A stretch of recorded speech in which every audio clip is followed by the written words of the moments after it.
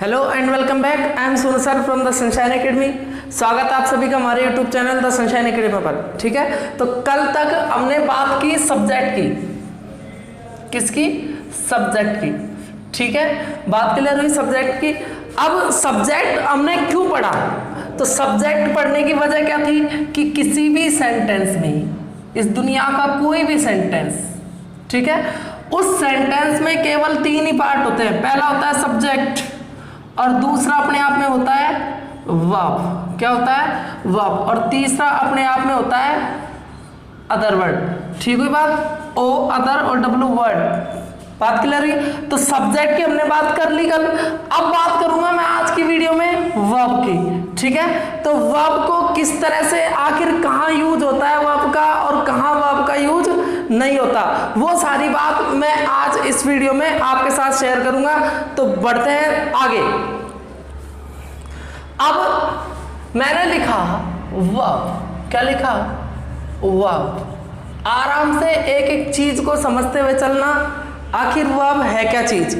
तो वर्ब को यदि मैं डिफाइन करने का प्रयास करूं तो वर्ब का मतलब वास्तविक अर्थ होता है क्रिया। ठीक है, वर्ब का हिंदी में अर्थ क्या होता है? क्रिया। ठीक है, लेकिन मुझे इस हिंदी से कोई लेना देना नहीं। मेरा काम है कि वर्ब की डेफिनेशन क्या होगी, आखिर वर्ब क्या काम करती है सेंटेंस में। तो वर्ब शो करती है किसको? एक्शन को। किसको? एक्शन को। या फिर शो करती है किसको? किसी स्टेट को। स्टेट।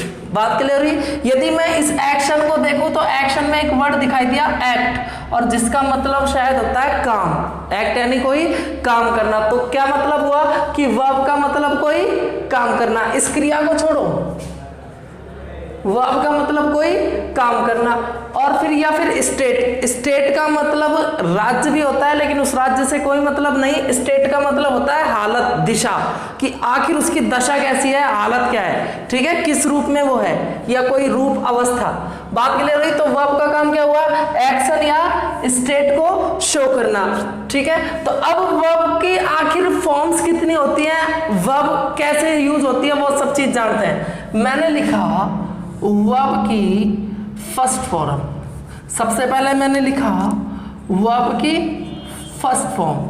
आराम से एक एक चीज को समझना, नो रूल नो फंडा, बिल्कुल ओनली कंसेप्ट बेसिक से। तो वर्ब की फर्स्ट फॉर्म, इस वर्ब की फर्स्ट फॉर्म को यदि मैं कहने का प्रयास करूं तो ये वर्ब की किसी भी अंग्रेजी भाषा की ये बेसिक फॉर्म होती है। वर्ब की फर्स्ट फॉर्म को मैंने क्या कहा?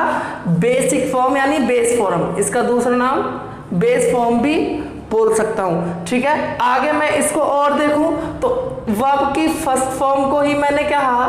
Plural form. क्या कहा? Plural form. ठीक है, इसी को मैंने कहा दूसरा नाम प्रेजेंट फॉर्म। क्या कहा? Present form. ठीक है, तो वर्ब के फर्स्ट फॉर्म को मैंने क्या नाम दिया? बेस फॉर्म, प्लूरल फॉर्म और प्रेजेंट फॉर्म। ठीक है, अब यदि ये प्लूरल फॉर्म है तो निश्चित एक बात समझ में आई, यदि फॉर्म ये प्लूरल है, यदि ये प्लूरल है तो सब्जेक्ट भी कैसा लेगी अपने साथ? सब्जेक्ट भी कैसा लेगी? प्लूरल। बात क्लियर हुई? तो सब्जेक्ट प्लूरल तो वर्ब प्लूरल, वर्ब प्लूरल तो सब्जेक्ट भी प्लूरल, वर्ब सिंगुलर तो सब्जेक्ट भी सिंगुलर। अब V2 वर्ब की सेकंड फॉर्म V2।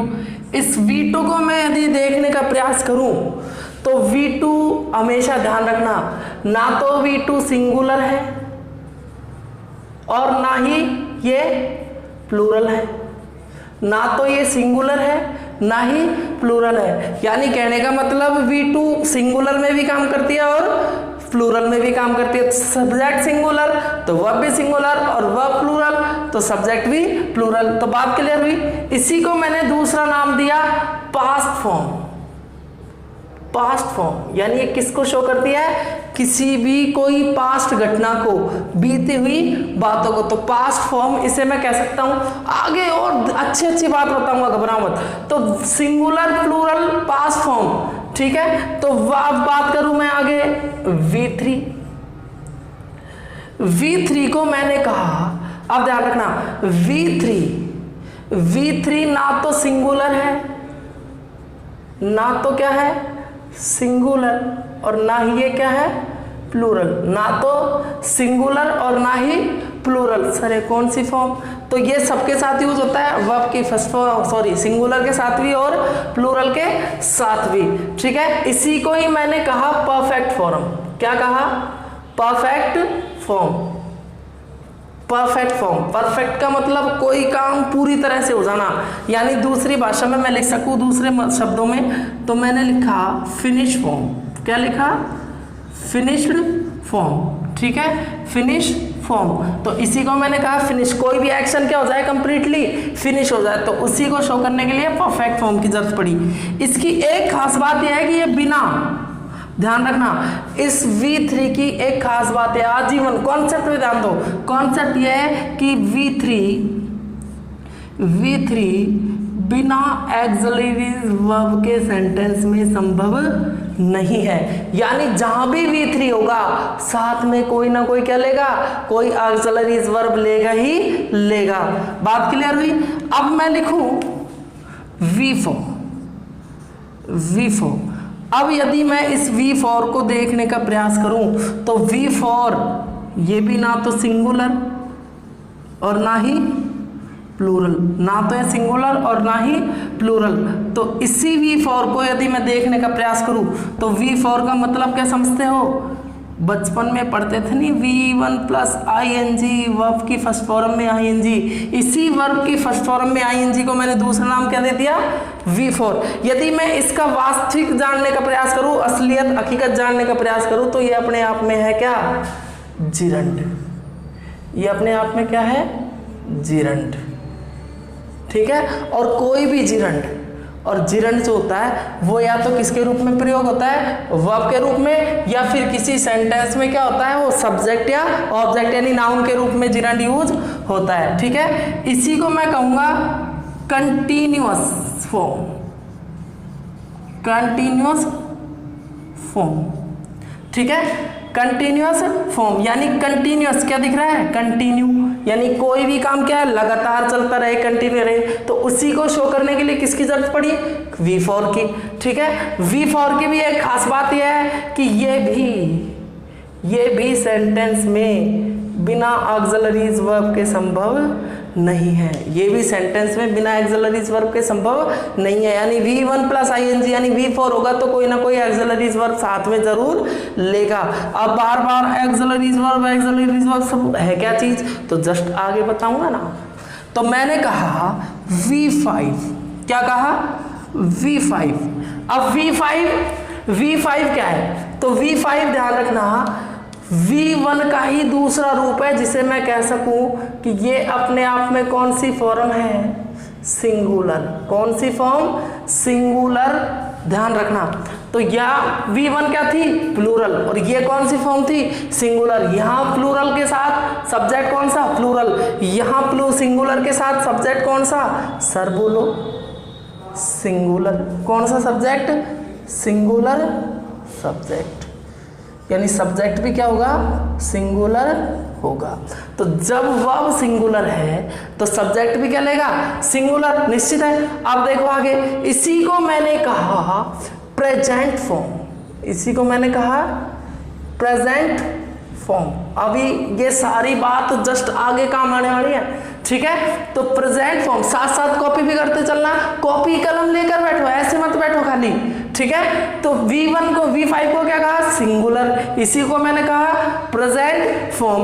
अब ये V5 क्या है सर? तो बचपन में पढ़ते थे कि V1 प्लस S या ES, V1 प्लस S या ES, तो इसी V1 प्लस S या ES को मैंने क्या कहा? V5 कहा। क्या कहा? V5। तो V1 को ही क्या कहा? Base form, plural form.